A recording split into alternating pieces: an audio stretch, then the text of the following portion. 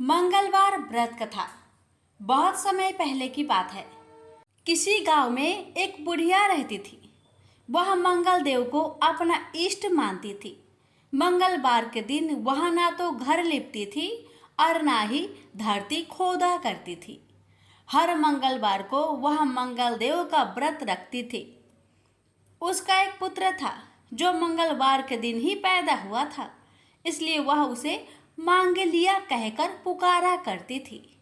बुढ़िया की श्रद्धा देखकर स्वयं मंगल देव ने उसकी परीक्षा लेने की ठानी और साधु का भेष बनाकर उसके घर मंगलवार के दिन ही पहुंच गए। वह बुढ़िया से बोले कि मुझे भोजन बनाना है, तू थोड़ी सी धरती लीप दे तो मैं भोजन बना लूं। बुढ़िया ने कहा कि महाराज, मैं मंगलवार की व्रती हूँ, मैं आज के दिन धरती नहीं लिपती, मैं जल का छिड़काव कर देती हूँ, आप उस पर भोजन बना ले। उसकी बात सुन साधु ने हठ पकड़ ली कि मैं तो लिपी हुई धरती पर ही भोजन बनाता हूँ। बुढ़िया ने भी रट पकड़ ली कि आज तो धरती ना लिप सकूंगी, इसके अलावा आप जो भी करने को कहेंगे मैं करूंगी। उसकी बात सुन साधु ने वचन लिया कि धरती लिपने के अलावा जो कहूँ करना पड़ेगा। बुढ़िया ने 3 बार वचन दे दिया। अब साधु ने कहा कि अपने बेटे को बुला दे, मैं उसकी पीठ पर अंगीठी जलाकर खाना बना लूंगा।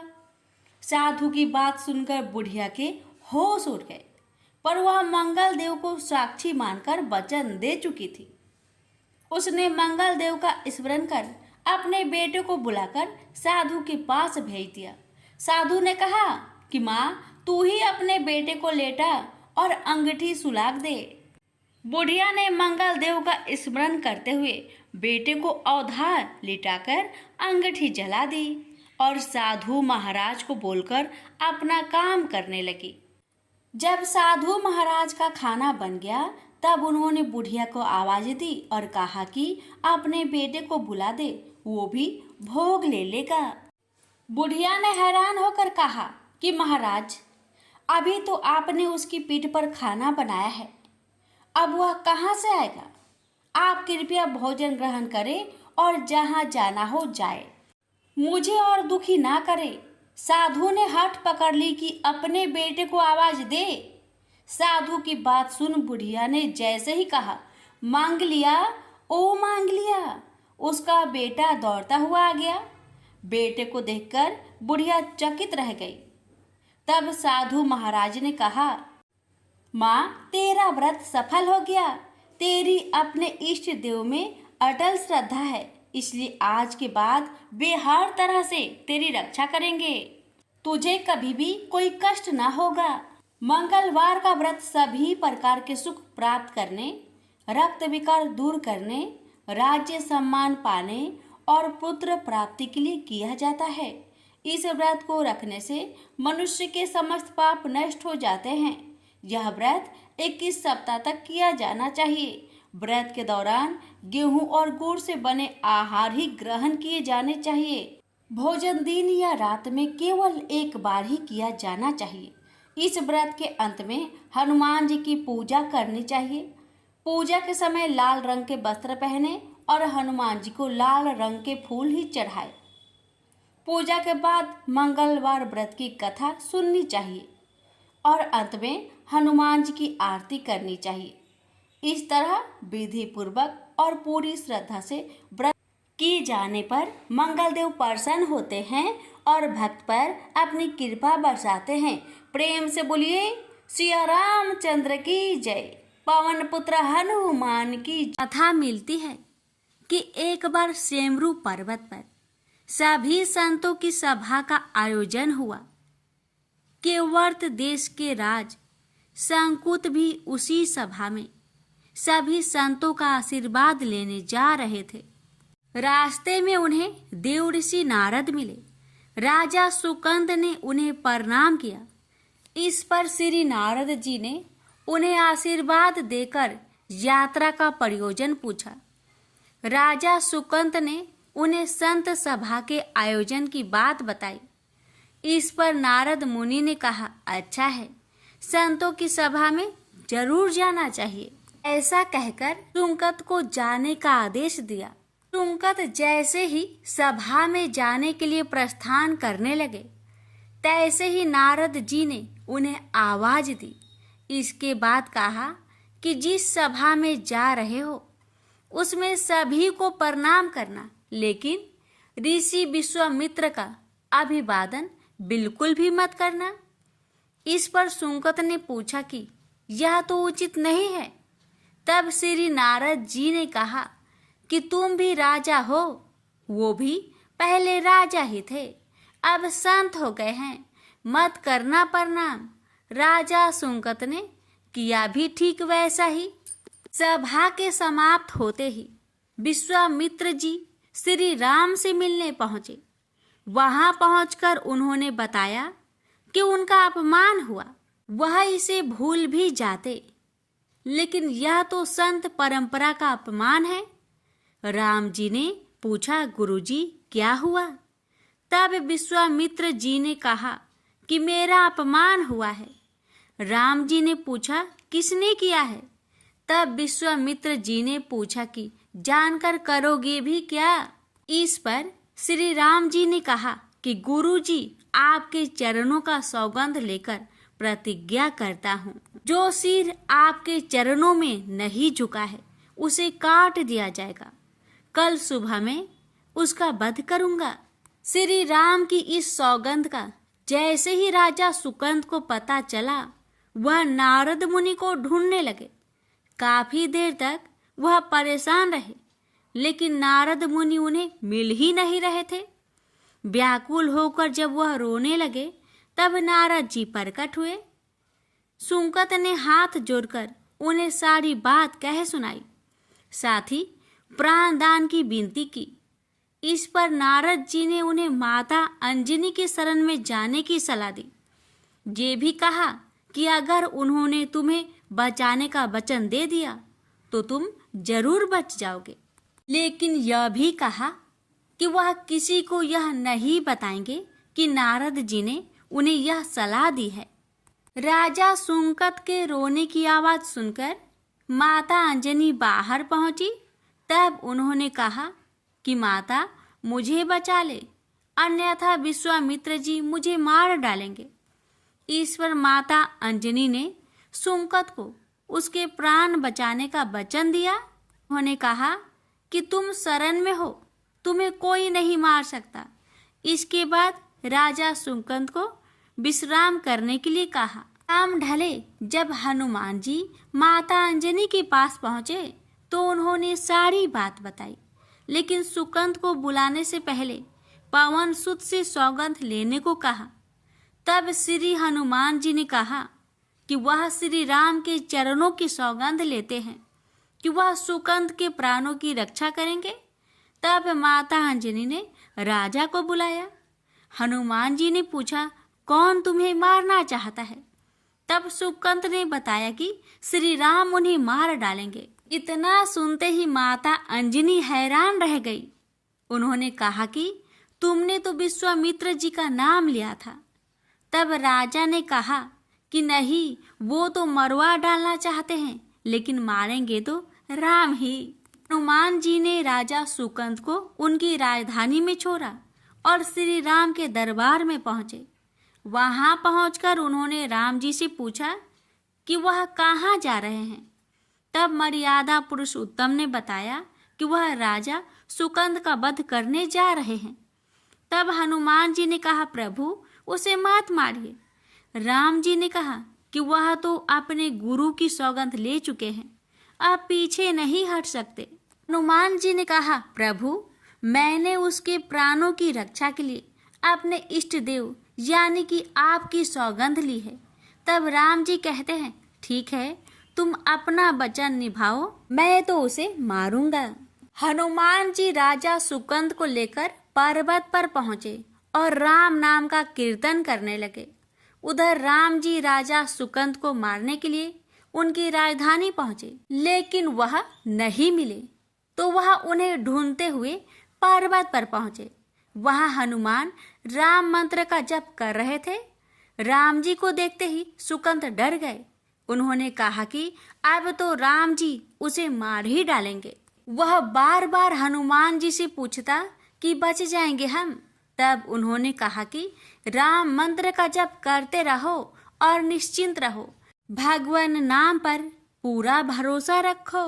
लेकिन वह काफी डरे हुए थे, तो हनुमान जी ने सुकंत को राम नाम मंत्र के घेरे में बैठा दिया।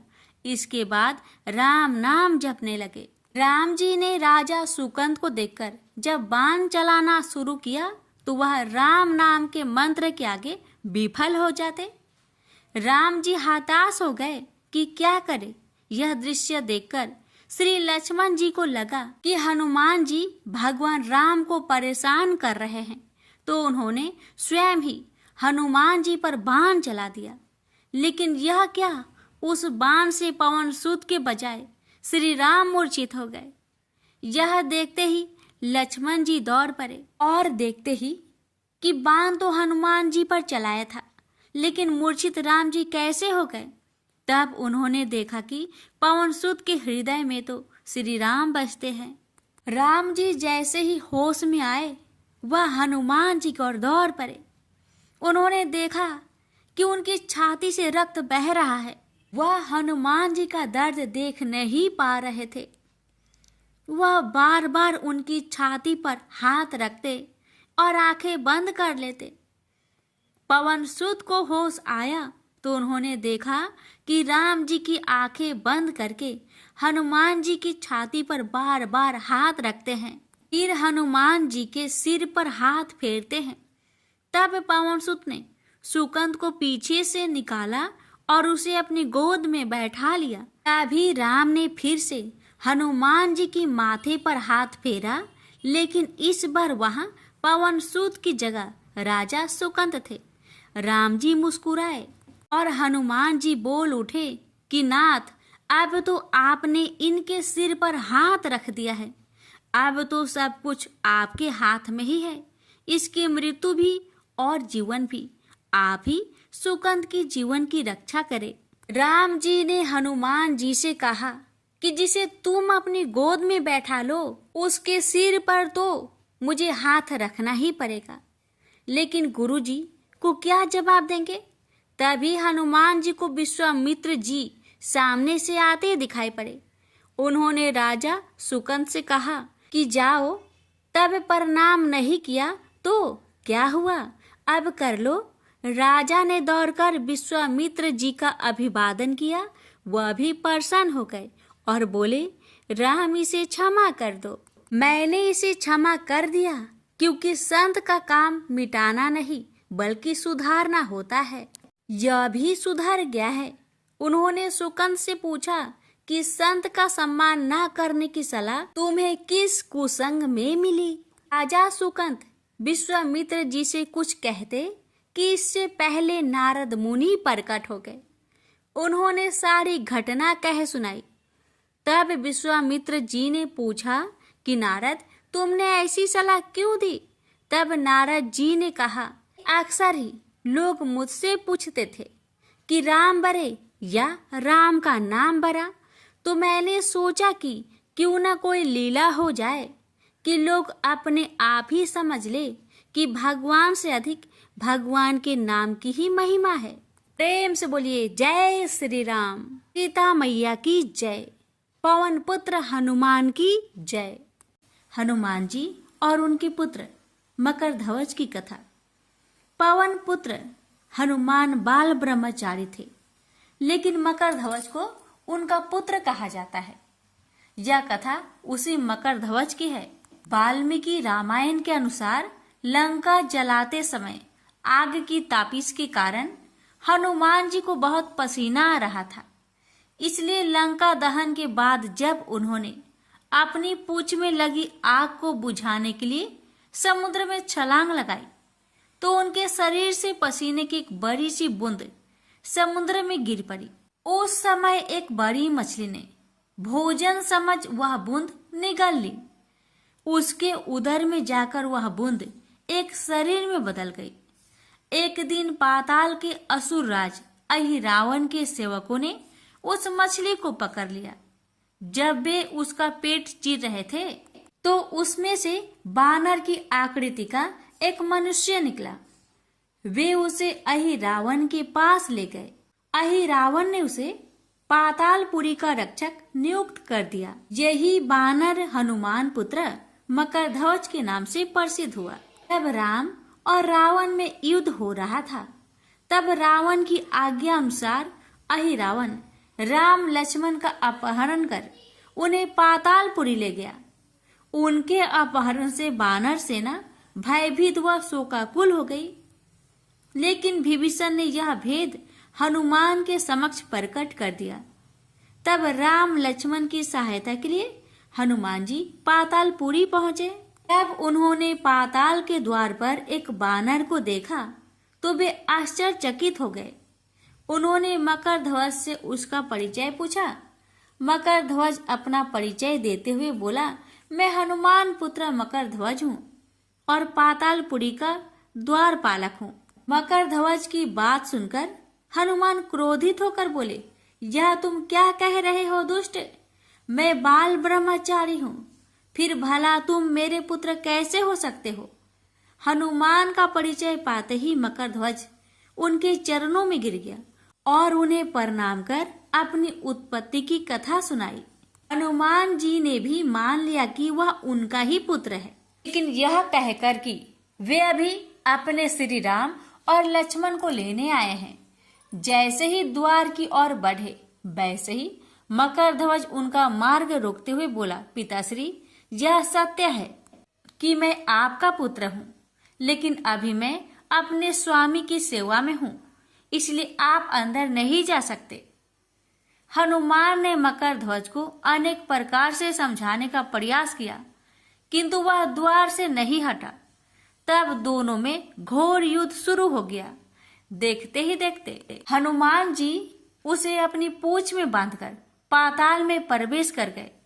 हनुमान सीधे देवी मंदिर में पहुंचे, जहां अहिरावण राम लक्ष्मण की बलि देने वाला था। हनुमान जी को देखकर चामुंडा देवी पाताल लोक से प्रस्थान कर गई। तब हनुमान जी देवी रूप धारण करके वहां स्थापित हो गए। कुछ देर के बाद अहिरावण वहां आया और पूजा अर्चना करके जैसे ही उसने राम लक्ष्मण की बलि देने के लिए तलवार उठाई, वैसे ही भयंकर गर्जना करते हुए हनुमान जी प्रकट हो गए और उसी तलवार से अहिरावण का वध कर दिया। उन्होंने राम लक्ष्मण को बंधन मुक्त किया। तब श्री राम ने पूछा, हनुमान, तुम्हारी पूंछ में यह कौन बंधा है? बिल्कुल तुम्हारे ही समान लग रहा है, इसे खोल दो। हनुमान ने मकरध्वज का परिचय देकर उसे बंधन मुक्त कर दिया। मकरध्वज ने श्री राम के समक्ष सिर झुका लिया। तब श्री राम ने मकरध्वज का राज्य अभिषेक कर उसे पाताल का राजा घोषित कर दिया और कहा कि भविष्य में वह अपने पिता के समान दूसरों की सेवा करे। यह सुनकर मकरध्वज ने तीनों को प्रणाम किया। तीनों उसे आशीर्वाद देकर वहां से प्रस्थान कर गए।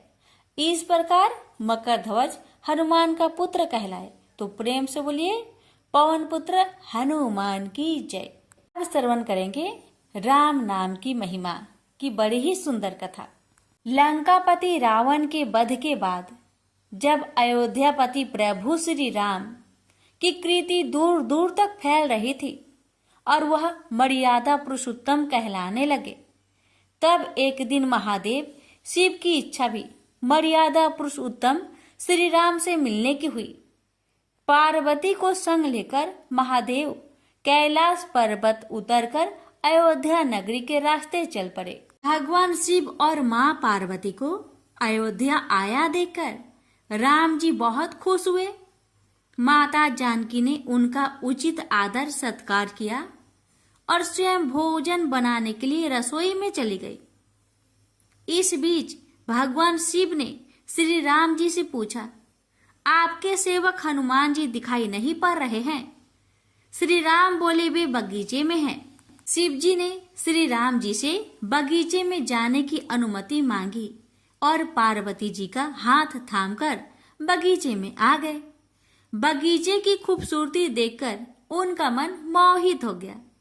आम के एक घने वृक्ष के नीचे हनुमान जी दीन दुनिया से बेखबर गहरी नींद में सोए थे और एक लय में खराटे से राम नाम की ध्वनि उठ रही थी।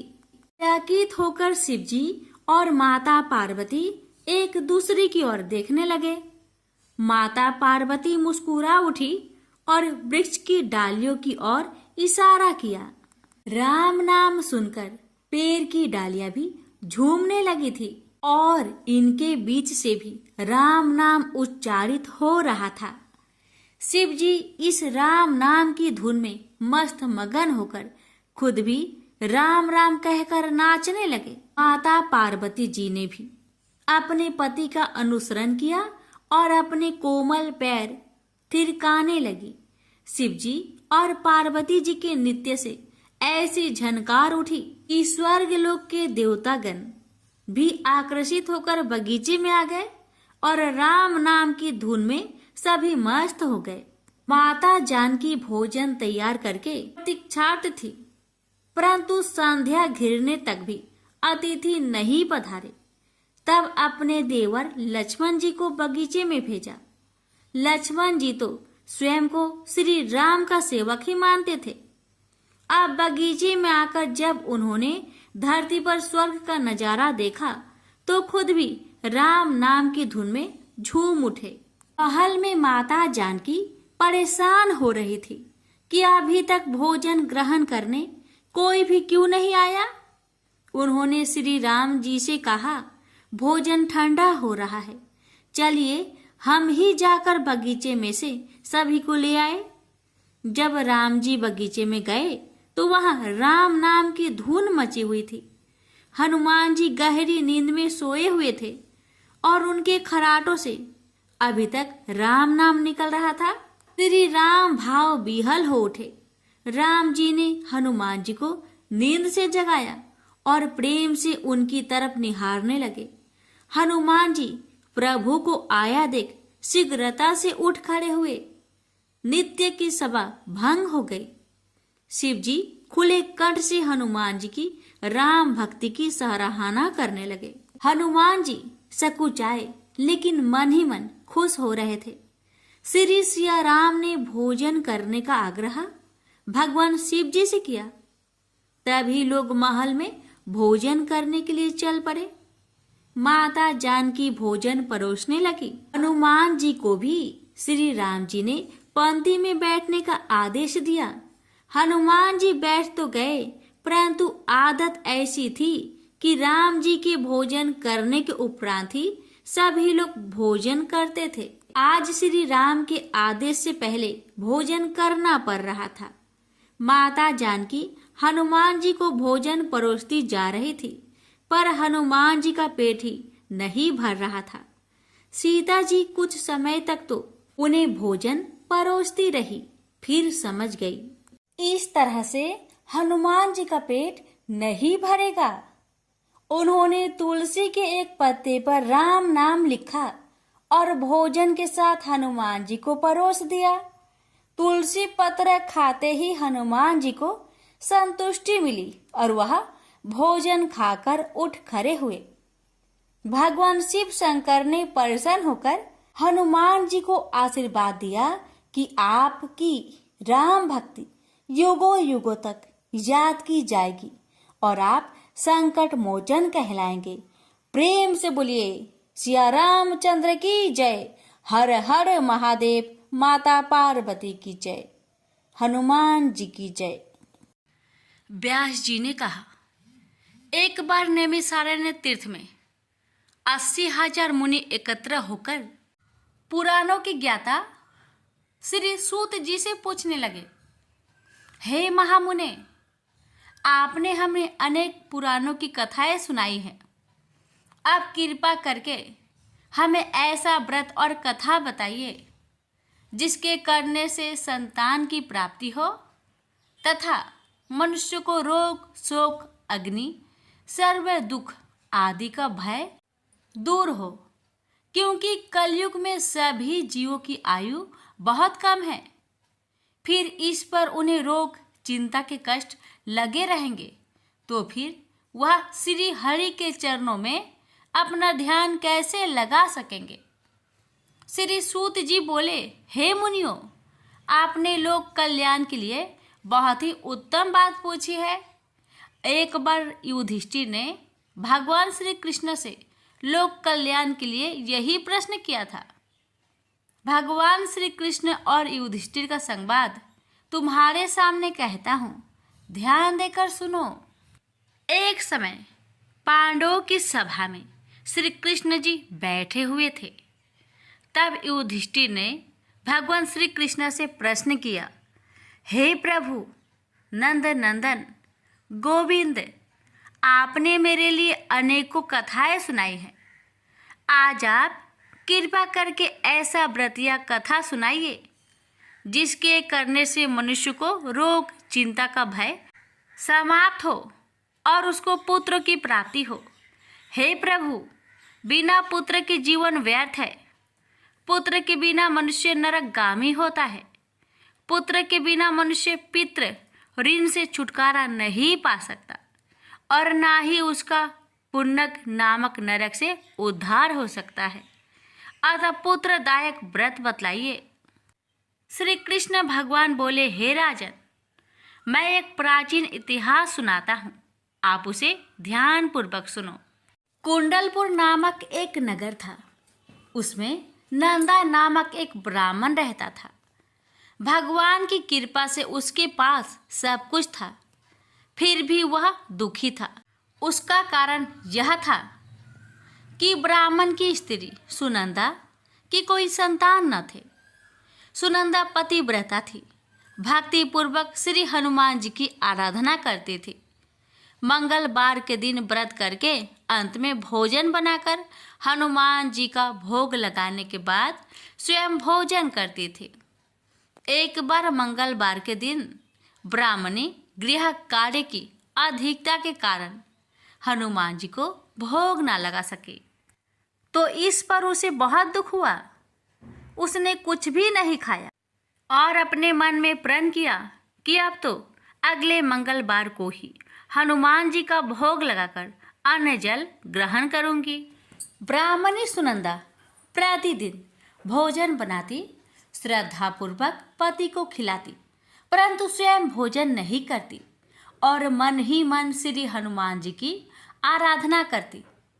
इसी प्रकार 6 दिन गुजर गए और ब्राह्मणी सुनंदा अपने निश्चय के अनुसार भूखी प्यासी निराहार रही। अगले मंगलवार को ब्राह्मणी सुनंदा प्रातः काल ही बेहोश होकर गिर पड़ी। ब्राह्मणी सुनंदा की इस असीम भक्ति के प्रभाव से श्री हनुमान जी बहुत प्रसन्न हुए और प्रकट होकर बोले, सुनंदा, मैं तेरी भक्ति से बहुत प्रसन्न हूँ, तू उठ और वर मांग। सुनंदा अपने आराध्य देव श्री हनुमान जी को देखकर आनंद की अधिकता से विह्वल हो श्री हनुमान जी के चरणों में गिरकर बोली, हे प्रभु, मेरे कोई संतान नहीं है, कृपा करके मुझे संतान प्राप्ति का आशीर्वाद दे, आपकी अति कृपा होगी। श्री महावीर जी बोले, तेरी इच्छा पूर्ण होगी, तेरे एक कन्या पैदा होगी, उसके अष्टांग प्रतिदिन सोना दिया करेंगे। इस प्रकार कहकर श्री महावीर जी अंतर्ध्यान हो गए। ब्राह्मणी सुनंदा बहुत हर्षित हुई और सभी समाचार अपने पति से कहा। ब्राह्मण देव कन्या का वरदान सुनकर कुछ दुखी हुआ, परंतु सोना मिलने की बात सुनी तो बहुत प्रसन्न हुआ। विचार किया कि ऐसी कन्या के साथ मेरी निर्धनता भी समाप्त हो जाएगी। श्री हनुमान जी की कृपा से वह ब्राह्मणी गर्भवती हुई और 10वें महीने में उसे बहुत ही सुंदर पुत्री प्राप्त हुई। यह बच्ची अपने पिता के घर में ठीक उसी तरह बढ़ने लगी जिस प्रकार शुक्ला पक्ष की चंद्रमा बढ़ता है। 10वें दिन ब्राह्मण ने उस बालिका का नामकरण संस्कार कराया।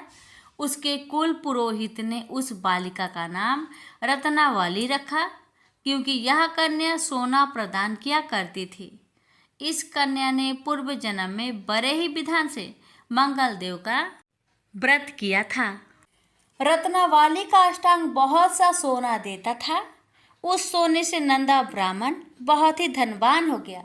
अब ब्राह्मणी भी बहुत अभिमानी करने लगी। समय बीतता रहा। अब रत्नावली 10 वर्ष की हो चुकी। एक दिन जब नंदा ब्राह्मण प्रसन्नचित्त था, तब सुनंदा ने अपने पति से कहा, मेरी पुत्री रत्नावली विवाह की योग हो गई है, अतः आप कोई सुंदर तथा योग वर देकर इसका विवाह कर दे। यह सुन ब्राह्मण बोला, अभी तो रत्नावली बहुत छोटी है। तब ब्राह्मणी बोली, शास्त्रों की आज्ञा है कि कन्या 8वें वर्ष में गौरी, 9 वर्ष में रोहिणी, 10वें वर्ष में कन्या, इसके पश्चात रजवाला हो जाती है।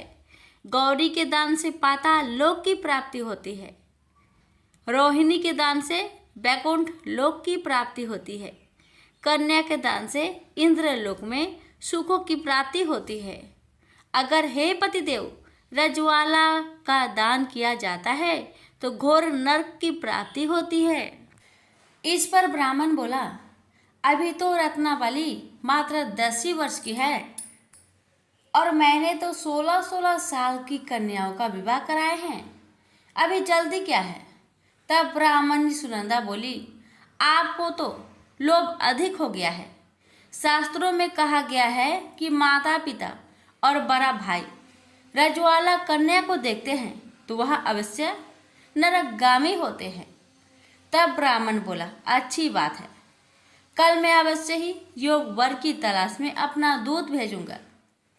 दूसरे दिन ब्राह्मण ने अपने दूत को बुलाया और आज्ञा दी कि जैसी सुंदर मेरी कन्या है वैसा ही सुंदर वर उसके लिए तलाश करो। दूत अपने स्वामी की आज्ञा पाकर निकल पड़ा। पंपई नगर में उसने एक सुंदर लड़के को देखा। यह बालक एक ब्राह्मण परिवार का बहुत गुणवान पुत्र था। इसका नाम सोमेश्वर था।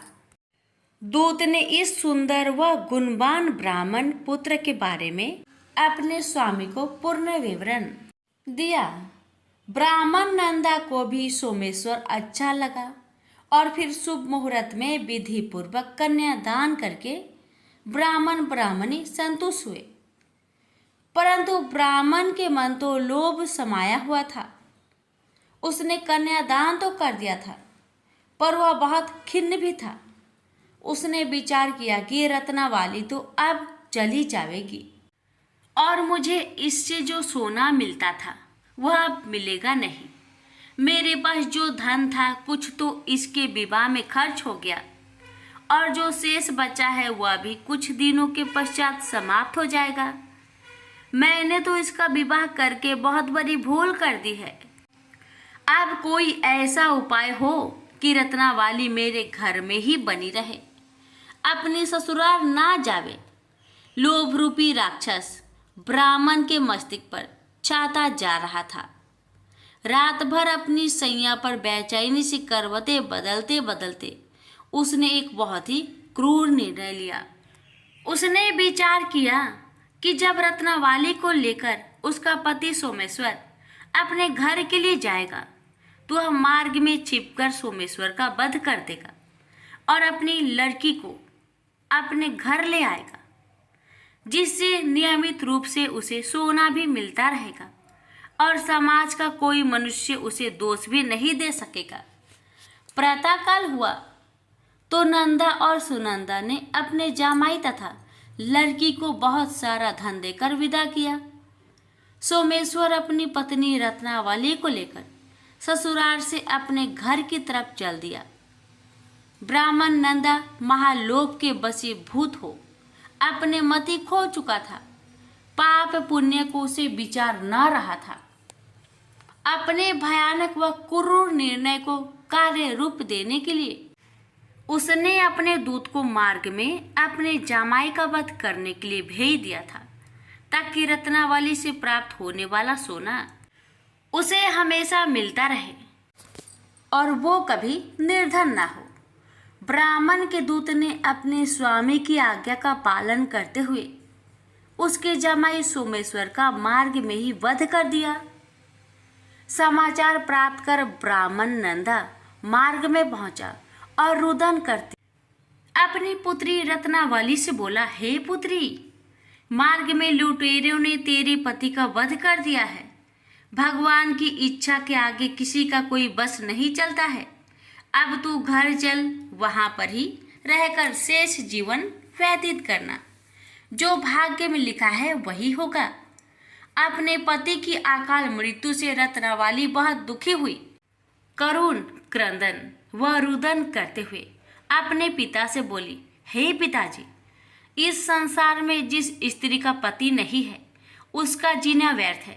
मैं अपने पति के साथ ही अपने शरीर को जला दूंगी और सती होकर अपने इस जन्म को माता पिता के नाम को तथा सास ससुर के यश को सार्थक करूंगी।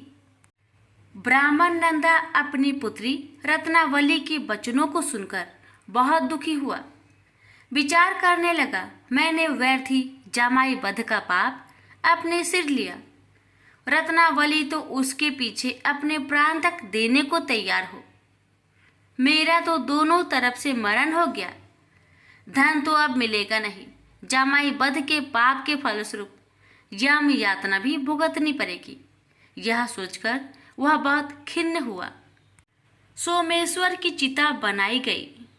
रत्नावली सती होने की इच्छा से अपने पति का सिर अपनी गोद में रखकर चिता में बैठ गई। जैसे ही सोमेश्वर की चिता को अग्नि लगाई गई, वैसे ही प्रसन्न हो मंगलदेव वहां प्रकट हुए और बोले, हे रत्नावली, मैं तेरी पति भक्ति से बहुत प्रसन्न हूँ, तू वर मांग। रत्नावली ने अपने पति का जीवन दान मांगा। तब मंगलदेव बोले, रत्नावली, तेरा पति अजर अमर है, यह महाविद्वान भी होगा और इसके अतिरिक्त तेरी जो इच्छा हो वर मांग।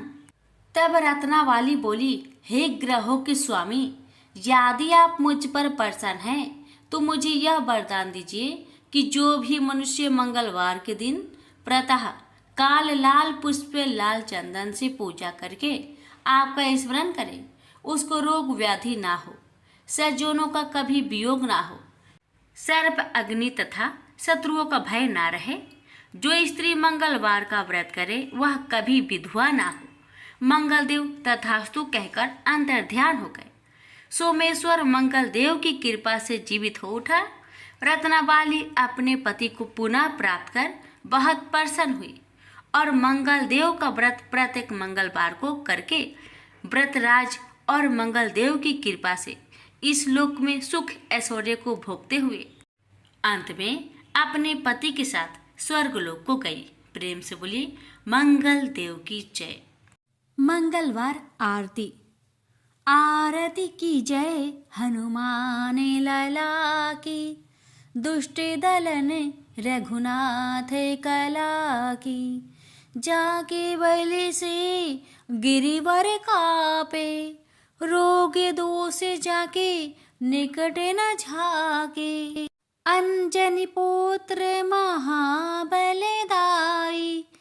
संतन के प्रभु सदा सहाय। देवीरा रघुनाथ पठाए, लंका जारी सिया सुधिलाए। लंका सौकट समुद्र सिखाई, जाते पवन सुते बार न लाई। लंका जारी असुर संग हारे, सिया राम जी के काज सवारे। लक्ष्मण मोरे चिति परे सकारे, आनी सजीवन प्राण उबारे। पैठी पाताल तोरी जमकारे, अहि रावण की भुजा उखारे। बाएं भुजा असुरी दले मारे, दाहिने भुजा सती जन तारे। सुर नर मुनि जन आरती उतारे, जय जय जय हनुमान उचारे। कंचन थार कपूर लो छाई, आरती कारत अंजना माई। लंक विध्वंस किन्हीं रघुराई, तुलसीदास प्रभु कीर्ति गाई, जो हनुमान जी की आरती गावे, बसी बैकुंठ परम पद पावे। आरती की जय हनुमान लला की, दुष्ट दल ने रघुनाथ कला की। आरती की जय हनुमान लला की, दुष्ट दल ने रघुनाथ कला की। प्रेम से बोलिए पवन पुत्र हनुमान की जय, मंगल देव की जय।